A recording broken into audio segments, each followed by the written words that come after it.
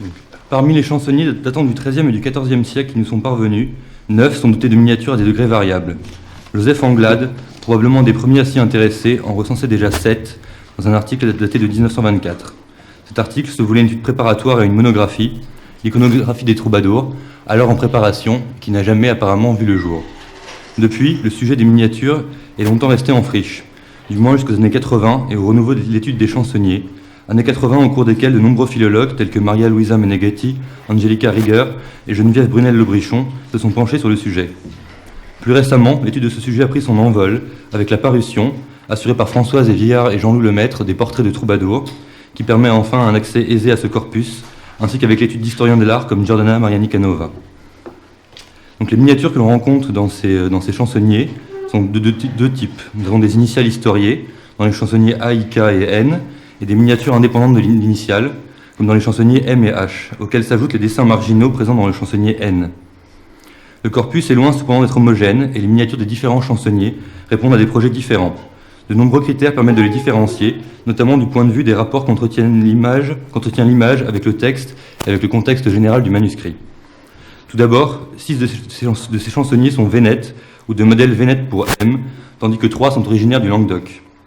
Les chansonniers languedociens, plus tardifs, possèdent un programme iconographique qui, quoique non dénué de lien avec le texte, apparaît beaucoup moins net, pour paraphraser Meneghetti, que celui des chansonniers vénètes, et mêle des représentations humaines à des représentations animales, réalistes ou fantastiques, et même à des représentations végétales. Qui plus est, il n'associe pas les miniatures aux vidas, qui sont soit contenues dans des sections à part, soit absentes. Les chansonniers vénètes, quant à eux, sont les seuls chez lesquels on rencontre l'association entre des miniatures qui se rapprochent le plus de ce que nous pourrons qualifier de portraits et des vidas, les deux étant placés en tête de section, en introduction au texte de chaque troubadour. C'est la disposition des chansonniers A, I et K, qui pourrait provenir de Venise même. D'ailleurs, I et K proviennent assez vraisemblablement du même atelier et présentent entre eux de grandes similitudes au point qu'on a pu les qualifier de chansonniers jumeaux. A, I et K ont également en commun de dater du dernier quart du XIIIe siècle et d'être des chansonniers de grand format et contenant une récolte de textes assez structurée, avec peut-être une certaine volonté d'exhaustivité et de conservation. Au niveau des miniatures, A en comporte 45, I 92 et K 78. Leur origine géographique et chronologique, la mise en page, la disposition de leur vida et leur type de miniature font de A, I et K les exemples les plus caractéristiques d'un modèle particulier de chansonnier. Ce modèle répond à un projet bien défini, à une certaine considération de la poésie occitane et des troubadours, à la particularité du contexte vénète. Le rôle joué par la Vénétie dans le phénomène de mise par écrit de la lyrique occitane est de première importance. C'est de Vénétie que proviennent les plus anciens chansonniers que nous avons conservés, et la mise par écrit a été accompagnée d'un phénomène d'organisation de la lyrique occitane. En effet, si nous pouvons aujourd'hui parler des cansos de Giraud de Bornay ou des Cervantes de Bertrand de Born, c'est que nous avons hérité d'une répartition des œuvres de la lyrique occitane par genre et par auteur, qui est en grande partie tributaire de la structure de ces grandes anthologies que sont les chansonniers. Compiler un chansonnier, c'est également trier, organiser, opérer des choix. Ces choix et cette organisation sous-tendent une vision particulière de ce qu'est la poésie des troubadours, de ce que sont les troubadours eux-mêmes. Au-delà de la répartition des œuvres entre 3 sections, consacrées aux cansos, tensus et Cervantes, et du classement par auteur au sein de chaque section, les chansonniers vénètes présentent un certain nombre de caractéristiques remarquables, déterminées en bonne part par la situation même de la Vénétie, qui est, au vu de la zone d'origine de la poésie d'Oc, une area laterale e conservativa di frontiera, pour reprendre l'expression de Folena. Le décalage, à la fois chronologique et géographique, crée un besoin d'explicitation, d'interprétation, d'encadrement des textes des troubadours. Il a fallu donner aux lecteurs les clés de textes qui ne sont plus d'accès aisé, s'ils l'ont jamais été. Ce besoin est sans doute un des facteurs qui explique la faveur dont ont bénéficié les vidas. En effet, ces courts textes biographiques cherchent, en retraçant la vie d'un troubadour, à expliciter son œuvre, à en donner une interprétation.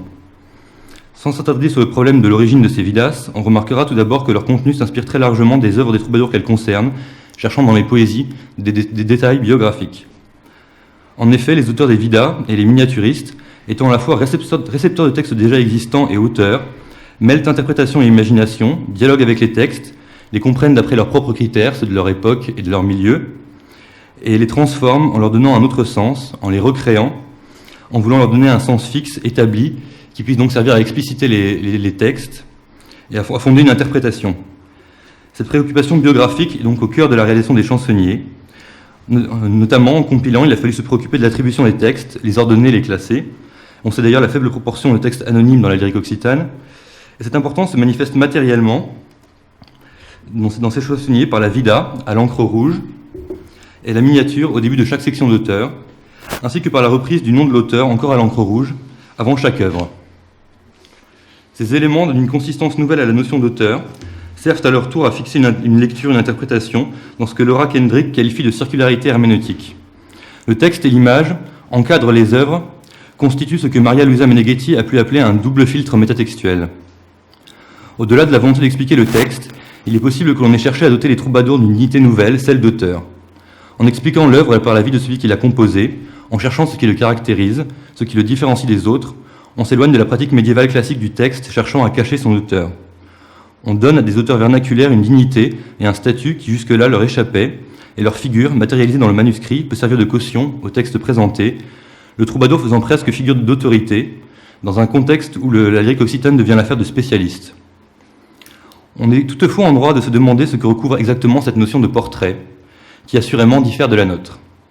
Dans la conception du portrait, tel qu'en vigueur au XIIIe siècle, on ne cherche pas à représenter un personnage par des caractères physiques renvoyant à son apparence individuelle, mais on cherche plutôt à représenter son essence, sa qualité, par des attributs qui y renvoient. Ce fait est encore renforcé par la distance chronologique qui sépare le moment où les troubadours ont vécu de celui où on les a peints. Ce qui pourrait nous paraître une difficulté, l'absence de modèle vivant, n'en est pas vraiment une pour les miniaturistes. Mais alors, que peint-on et quelle ressemblance cherche-t-on ? En réalité, on cherche par le biais de l'image à transcrire un certain nombre de caractéristiques dont on affuble les troubadours. Pour ce faire, l'image dispose de son propre vocabulaire, qui se décline sur le mode de la variance autour d'un certain nombre de grandes figures. C'est ce qui crée un sentiment de répétitivité lorsque l'on aborde ces miniatures dans leur ensemble. Elles ne sont jamais identiques, mais jamais vraiment différentes. Ce qui vient s'appliquer dans une certaine mesure au texte de biographie. On sait que les auteurs des Vidas ne craignent pas d'inventer. Pour autant, cette inventivité n'est sans doute pas perçue comme fictionnelle ou comme mensongère.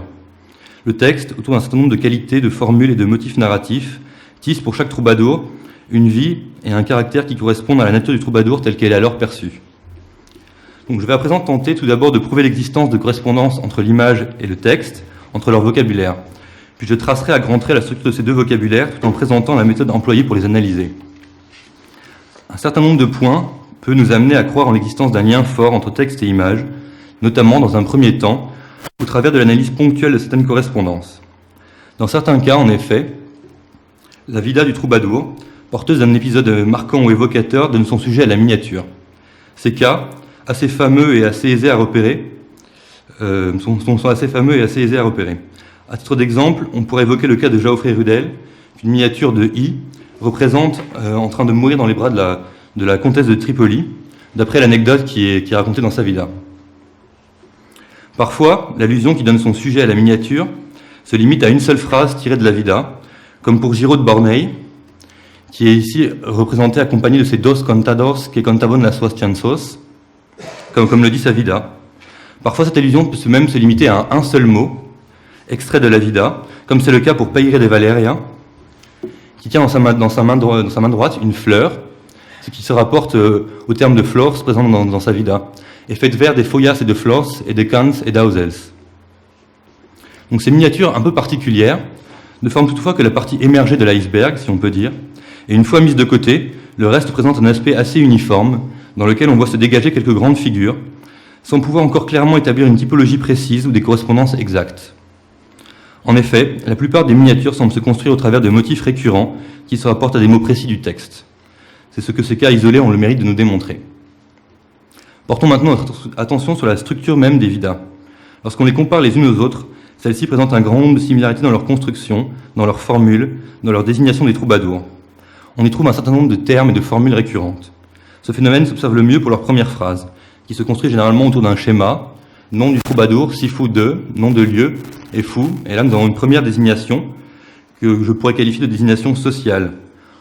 En effet, on trouve dans une large majorité des vidas un terme renvoyant au rang du troubadour, soit par sa naissance, d'ailleurs la formule « effu fils de » est très fréquente, soit directement.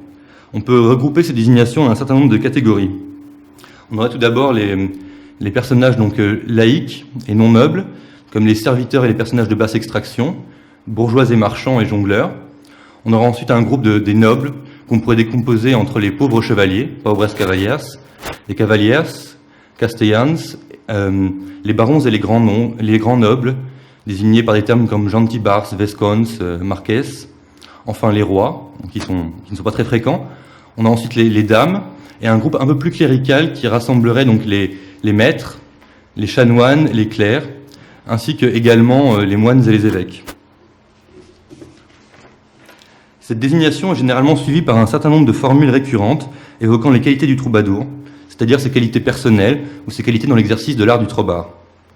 Et souvent, c'est accompagné d'une évocation des genres qu'il a pratiqués. Enfin, on trouve assez fréquemment également un motif narratif qui cherche généralement à expliquer ce qui a amené le personnage à exercer l'art du trobar, et qui peut par exemple se rapporter à un épisode amoureux, source d'inspiration, c'est là un cas très fréquent, ou aux conditions matérielles qui ont poussé le personnage à se faire jongleur. Ces éléments semblent être aussi également en grande partie conditionnés par la première désignation que j'ai qualifiée de sociale. Donc, pour les formules, elles semblent correspondre à certaines désignations. Par exemple, la formule assez fréquente « bons cavaliers fou d'armas » est plus fréquente chez les castellanes ou les barons, tandis que la formule « savis homme de letras et de scènes naturales » se retrouve chez les personnages qualifiés de maîtres ou de canorx. Cette qualification semble déterminer une grande partie de la vida, également les motifs narratifs. Maria Luisa Meneghetti remarquait déjà que ce rang social avait une influence et dressait une typologie des motifs narratifs centrés autour de la relation amoureuse et du succès ou de l'insuccès de celle-ci, qui serait fonction du rang social du troubadour. Elle remarque également que de ce rang social dépend la place accordée à l'activité troubadouresque, qui passe au second plan lorsque le troubadour, l'amant, est de rang social équivalent à sa dame. Pour les troubadours pauvres, nous avons donc les histoires d'amour un peu tragiques dans lesquelles la dame se refuse à leur accorder le plaisir d'amour, tandis que leur rôle se limite à étendre leur réputation, vanter leur beauté et, somme toute, accroître leur prête. Dans le chansonnier A, on retrouve ces désignations dans le texte des postilles, recommandations laissées à l'intention du miniaturiste, ce qui peut nous laisser à penser que l'image se construit également autour d'un certain nombre de ces figures. Une autre preuve nous en est accordée un peu paradoxalement par les miniatures représentant Émeric de Bellennois dans I et dans K, dont sa vida nous dit « Clerks fou et faites juglars ».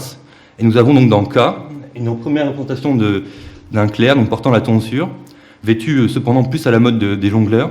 Et dans l'autre manuscrit, nous avons un personnage donc, qui est très visiblement un laïc et que son costume rapproche des figures de jongleurs. Donc, une fois établie cette correspondance entre le vocabulaire du texte et celui de l'image, il est nécessaire de décomposer l'image et ses éléments pour en analyser la structure. Pour cela, le relevé systématique d'un certain nombre de caractères de chaque image et leur mise en série les unes par rapport aux autres et par rapport au texte des vidas qui les accompagnent est nécessaire. Pour cette mise en série, l'outil informatique et la statistique sont riches de possibilités. Les analyses factorielles, notamment, constituent un instrument puissant pour l'étude de ce type de données. J'ai retenu donc pour la démonstration qui va suivre 16 caractères qui sont la désignation dans la vida, les formules employées, l'âge, l'orientation des personnages, leur position, leurs gestes et la position de leurs mains, la barbe, la coiffe, le vêtement, la présence de fourrure, les éléments de décor, les accessoires, l'écu, la housse de cheval ou carapaçon et les armoiries.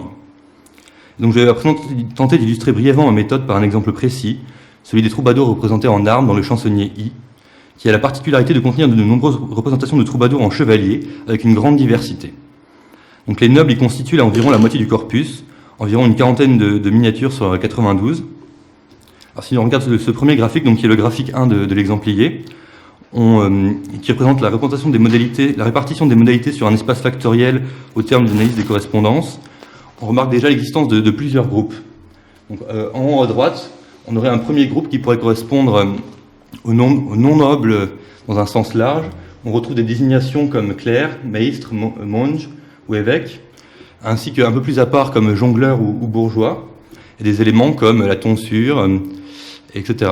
Et nous avons un autre groupe qui est très net et qui s'en distingue très fortement et qui est sur la gauche et qui correspond aux nobles, dans lequel on retrouve des attributs militaires, ainsi que des désignations comme pobres cavaliers, castellans. Donc les deux axes qui permettent le mieux de répartir les miniatures pourraient être interprétés comme de droite à gauche le rang, avec vraiment sur la droite les bourgeois, et sur la gauche, plus on va sur la gauche, plus nous avons des attributs militaires représentant la haute noblesse, comme l'écu armorié ou le carapaçon. Et de haut en bas, on pourrait éventuellement penser à une répartition suivant la richesse, avec donc les jongleurs relativement pauvres assez haut, les bourgeois plus bas, et donc barons et châtelains relativement bas également dans l'analyse. Donc l'examen de la répartition des points individus d'après leur désignation nous mène à la même constatation. On repère, donc si on exclut les dômes là qui sont un peu à part, On repère donc les mêmes deux groupes, avec le groupe des nobles sur la gauche et les autres vraiment sur la droite. Bon, on manque pour l'instant toutefois de finesse dans l'analyse. Il nous faut donc examiner les écarts à l'indépendance liant quelques caractères aux désignations des troubadours. Sur les graphiques qui vont suivre, qui représentent, comme je l'ai dit, les écarts à l'indépendance, les valeurs positives et les attractions sont exprimées en rouge et les valeurs négatives, les répulsions, en bleu. Si on regarde tout d'abord les accessoires, qui sont l'attribut le plus évident, donc ça c'est le graphique 3 de l'exemplier, on remarque donc que le groupe des nobles se distingue toujours assez fortement par des attributs comme la lance, l'épée, et même pour les plus grands nobles, le gonfanon, ou plutôt la lance au pénon armorié, avec même une certaine gradation qui est fonction du rang, c'est-à-dire qu'il y en a moins chez les castellans, plus chez les barons et encore plus chez les rois. Après, nous avons un groupe des jongleurs qui se distingue par la présence d'instruments de musique, et un groupe, disons, clercs et évêques par la présence de livres. Après, si on regarde les formules, j'en ai pris 2 pour la démonstration, mais on remarque que la formule bonne cavalier d'Armas est réservée exclusivement aux nobles, avec là encore une certaine gradation. Donc ce graphique-là n'est pas dans l'exemplier. Alors, tandis que la formule Fetze Joglars est présente bien sûr chez les jongleurs, mais aussi chez les bourgeois et les servants, mais également, de façon plus étonnante, chez les chanoines et les clercs. On retrouve cette répartition dans l'examen de l'écu, avec cette fois-ci une distinction claire entre les deux groupes de nobles, c'est-à-dire que l'écu simple, sans armoirie, paraît plutôt réservé, donc c'est la ligne centrale, paraît plutôt réservé aux pauvres chevaliers et aux chevaliers, tandis que l'écu armorié est réservé aux plus grands nobles, avec une progression du chevalier au roi. Ce qu'on retrouve également dans l'examen des armoiries dans l'absolu. On remarquera que le pauvre chevalier et chevalier ne portent généralement pas d'armoirie, et qu'elles sont réservées donc au deuxième groupe de nobles, et de la même façon avec la même gradation pour le carapaçon ou la housse de cheval. On peut donc dire que les personnages représentés en armes, clairement séparés des autres, se divisent en 2 sous-groupes, réunissant d'un côté pauvres chevaliers et chevaliers, et de l'autre châtelains, barons et rois, et qu'au sein de cette répartition existe une gradation dans la noblesse, exprimée par l'image, par le biais d'un vocabulaire comprenant armoirie, armes et les éléments que nous venons de voir, ainsi que par certaines formules. Il semblerait que dans le chansonnier I, l'on soit face à une représentation de la noblesse qui se concentre sur des attributs chevaleresques et guerriers, et qui prend le pas sur les représentations de nobles à pied déclamants, qu'on ne rencontre qu'en 4 occasions. Et ce sont des exceptions qui peuvent être expliquées. Il y a là une différence, peut-être une évolution par rapport aux chansonniers A et K, dans lesquels cette tendance, quoique déjà présente, est moins affirmée, dans lesquels on rencontre des nobles à pied plus fréquemment, mais qui surtout possèdent une gamme moins large d'attributs militaires. Notamment, le chansonnier I est le seul à contenir une représentation d'une scène de combat. Il devient donc plus important de matérialiser une différence de statut des personnages en fonction de leur rang, de transcrire une organisation hiérarchique de la noblesse, que de mettre en valeur le statut de troubadour, de poète. C'est ainsi que pour le troubadour noble, son statut, son rang prend le pas sur l'activité poétique. Ce classement des troubadours, ici matérialisé par l'image, ne va pas toutefois jusqu'à déterminer l'ordre des sections d'auteurs, qui est plus un ordre des dignités, des troubadours en tant qu'auteurs, et ce contrairement à la structure d'un certain nombre de chansonniers de trouvères, construits autour d'un ordre des auteurs qui est un ordre de la noblesse, ou à certains chansonniers du Minnesang, comme le Codex Manesse, qui s'ouvre sur le Kaiser Heinrich, à qui succèdent roi, marquis, duc et comte. Donc, jamais représentés en train de jouer d'un instrument, puisque c'est là une activité de jongleur, ils ne le sont plus en train de déclamer, peut-être parce qu'au moment de la réalisation du chansonnier, composer, déclamer de la lyrique occitane n'est plus l'affaire des seigneurs courtois comme elle l'était encore quelque temps auparavant, mais celle de spécialistes, d'érudits et de professionnels. Il y a donc en ce domaine une certaine évolution de la perception des troubadours et de la lyrique occitane. Pour terminer, je reprendrai une citation d'Angelica Rieger qui faisait remarquer que l'analyse de ces enluminures est d'une grande complexité pour le philologue et elle lui demande à la fois un travail de paléographe, de codicologue, d'historien et d'historien de l'art. S'il doit parfois déplorer son dilettantisme dans ces domaines, il est en revanche mieux à même à tenir compte du rapport entre le texte et l'image. Pour ce sujet, comme pour d'autres, une approche interdisciplinaire est non seulement souhaitable, mais également incontournable.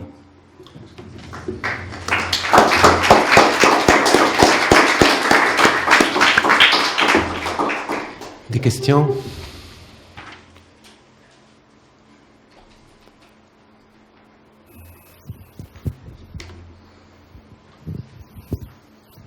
Merci.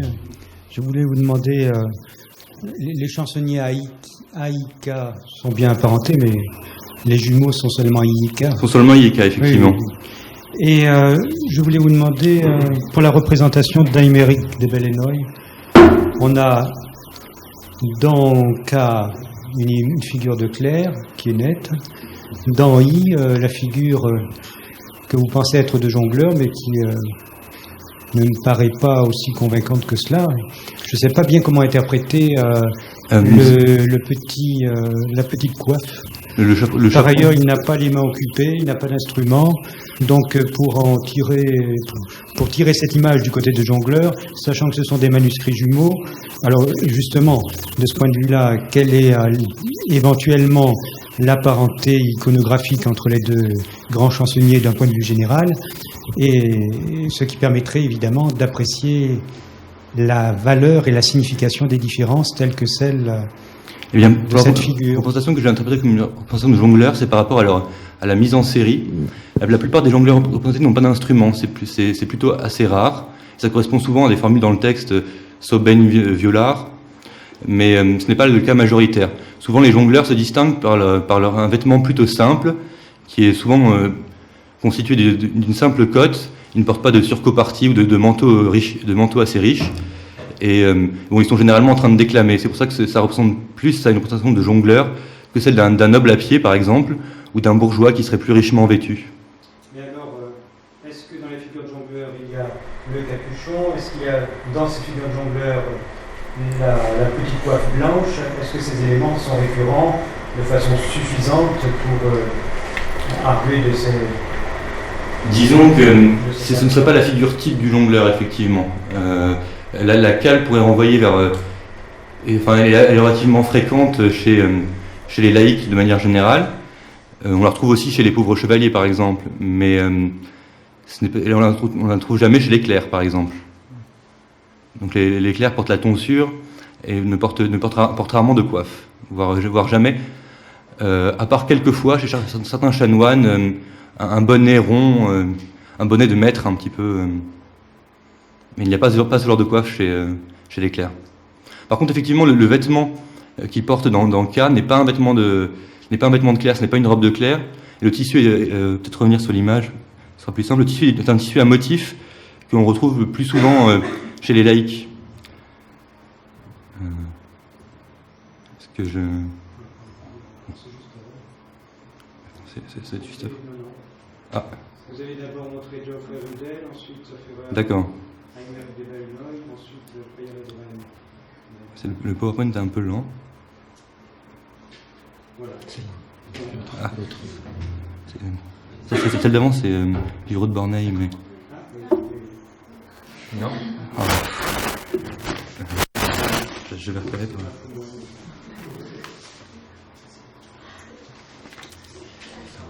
Ah voilà.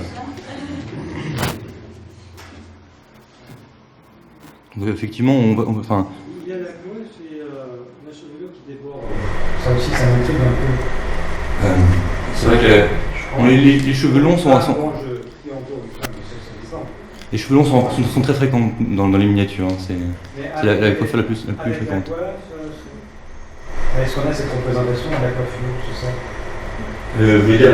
La cale, pas le chaperon.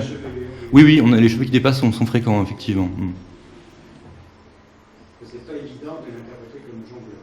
Disons que... Parce que là, bon, évidemment, je comprends, vous appuyez sur les éléments de la vida, mais bon, après, c'est un peu délicat.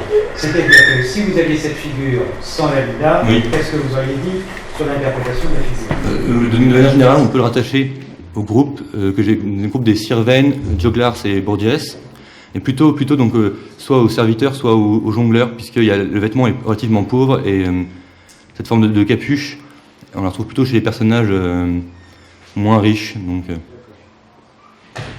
D'autres questions?